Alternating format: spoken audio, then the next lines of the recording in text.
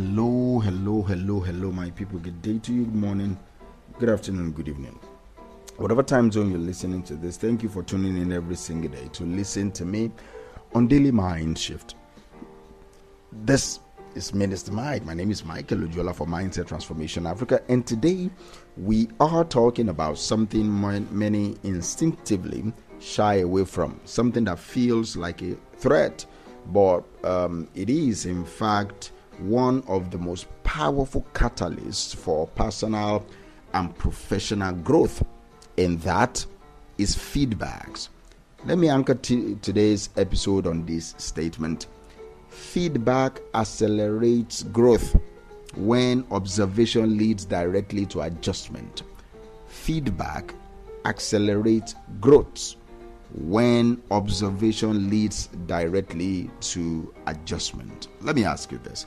Have you noticed our defensiveness when feedback is offered?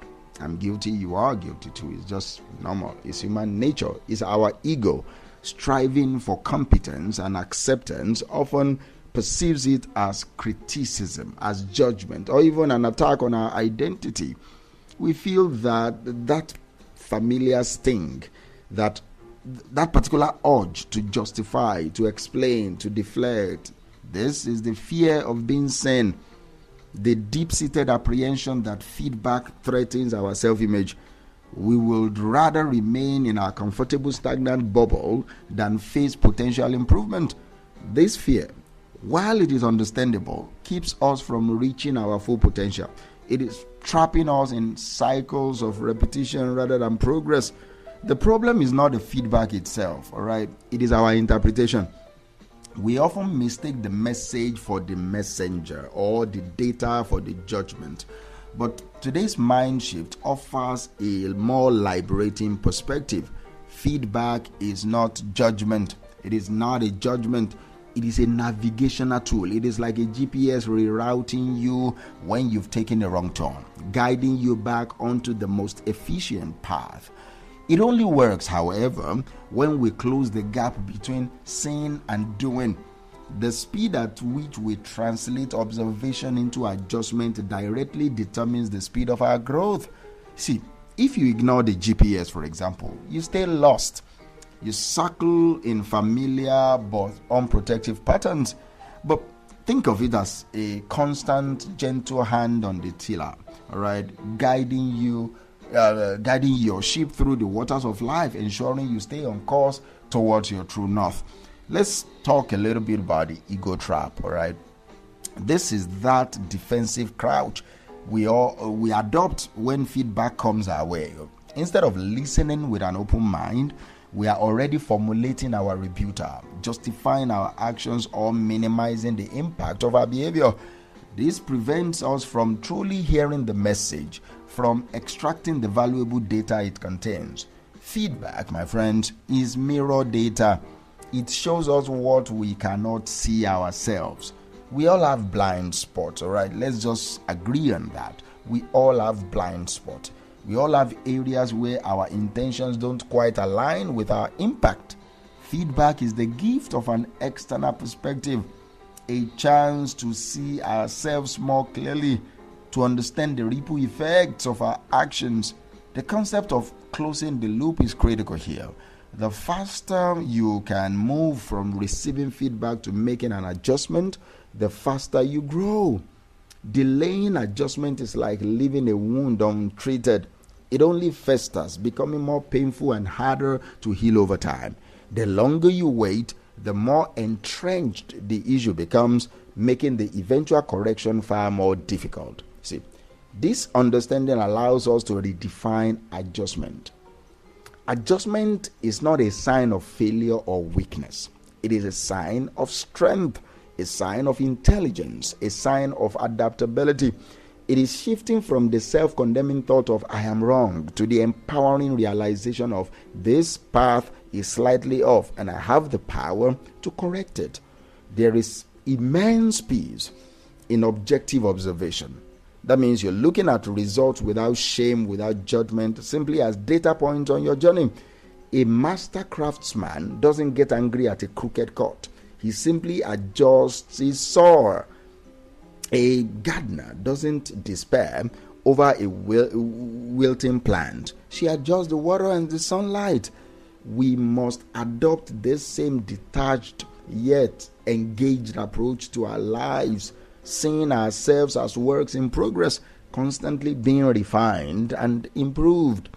This perspective transforms challenges into opportunities for mastery, turning every misstep into a lesson that you've learned and applied. So, how do we practically integrate feedback into our lives to accelerate our growth? How do we move from defensive reaction to proactive adjustment? Let me give you, as customary to me now, a 3-step instructional framework that I call the 3-step feedback to action framework.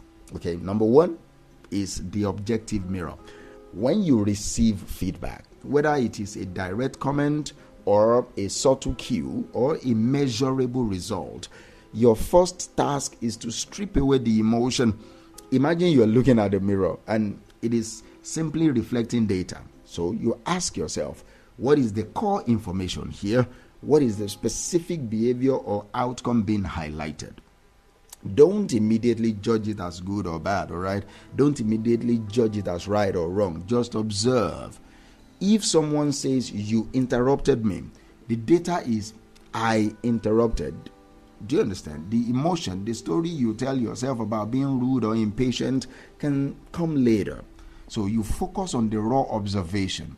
This step requires a conscious effort to detach your ego from the information, to see it as pure, unadulterated data for your growth. This is the foundation of true self-awareness. You are allowing you to respond strategically rather than react emotionally, and to extract the gold from what might initially feel like criticism. And step number 2 is the immediate pivot. Once you have gathered the objective data, you make a micro adjustment within 24 hours. The key here is immediate and micro, right? You don't wait for a grand plan or a perfect solution. No, you don't overthink it. If the feedback was about interrupting, your immediate pivot might be, in my next conversation, I will consciously pause for 2 seconds before responding. If it was about a missed deadline, it might be, today, I will set a reminder 30 minutes before my next deadline. The adjustment should be so small that it is easy to implement and doesn't trigger your internal resistance. This rapid, small adjustment tells your brain, we are responsive, we are learning, we are growing.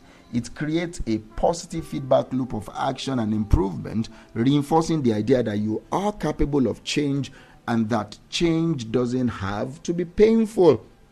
This is how you build your neural pathways for better behavior, one small consistent action at a time. And the 3rd step is the feedback spiral. This is where your continuous growth truly takes hold. See, after making your immediate pivot, actively seek more data. Did your micro adjustment work? Did you interrupt people less? Did you meet your deadline now?